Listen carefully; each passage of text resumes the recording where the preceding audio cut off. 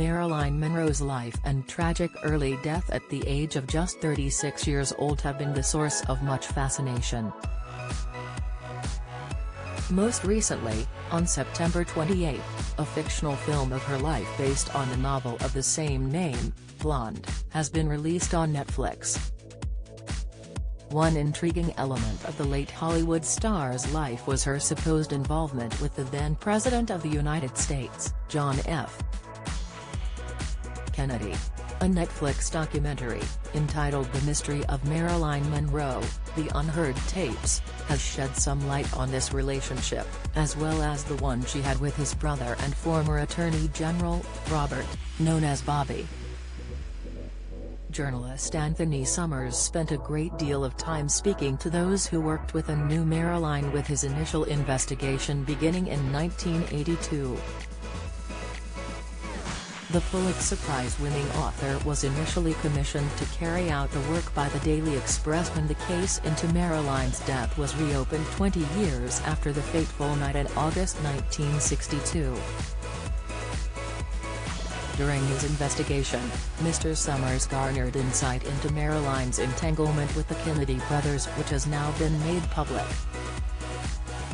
The documentary is based on tape recordings of conversations between him and those who knew Marilyn best. Marilyn first met JFK, the Boston-born 35th U.S. president, in the 50s when he was a senator. But after he went into office in 1961, it is claimed Marilyn had affairs with both Jack, as he was known, and Bobby. The Kennedys had reportedly made an enemy out of American labor union leader, Jimmy Hoffa, who then went looking for dirt on the brothers.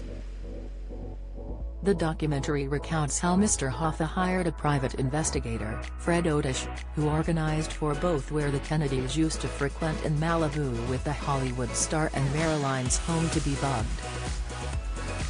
In 1961, Mr. Otish sent his security man, John Danoff, to wire the rooms of the beach house in Malibu and the apartment Marilyn lived in.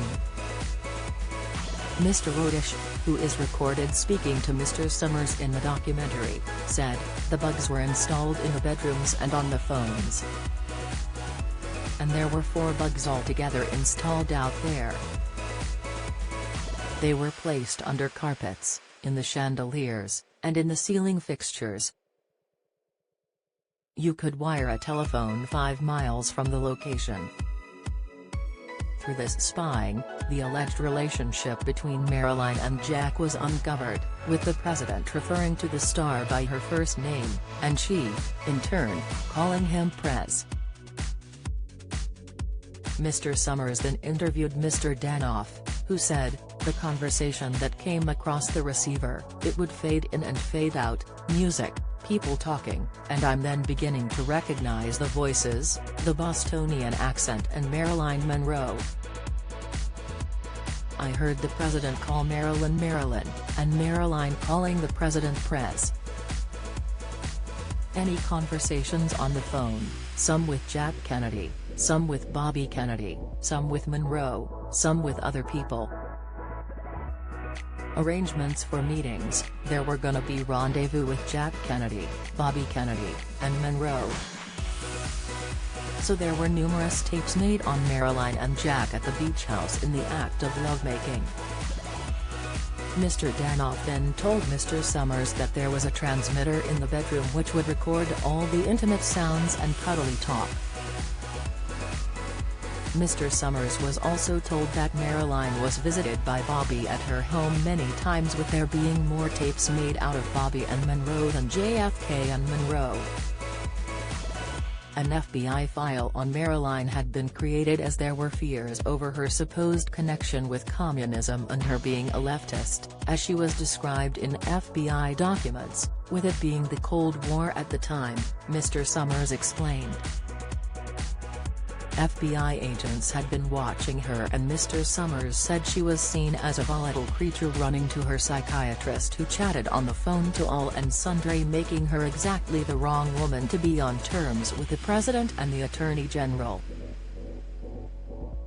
Following her tragic death in August 1962, rumors circulated that Marilyn was murdered by the FBI. However, Mr. Summers found this was not the case. Prior to her death, Marilyn was told to never contact the Kennedy brothers again, allegedly by Bobby, which left her hurt. Her longtime friend, Arthur James, told Mr. Summers that it was their cutting her off which killed her, as he described it as the beginning of the last day.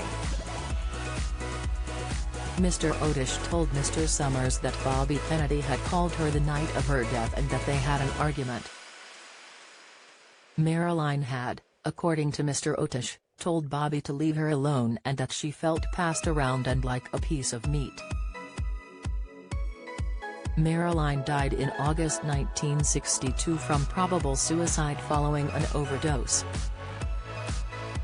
While Mr. Summers found that Marilyn had not been murdered, he alleged that the circumstances surrounding her death were deliberately concealed. He said in the documentary, "If you say to me, why were those circumstances covered up? I would say that what the evidence suggests is that it was covered up because of her connection with the Kennedy brothers." The Mystery of Marilyn Monroe, The Unheard Tapes, which is based upon Mr. Summers' book, Goddess, was directed by Emma Cooper and is available on Netflix.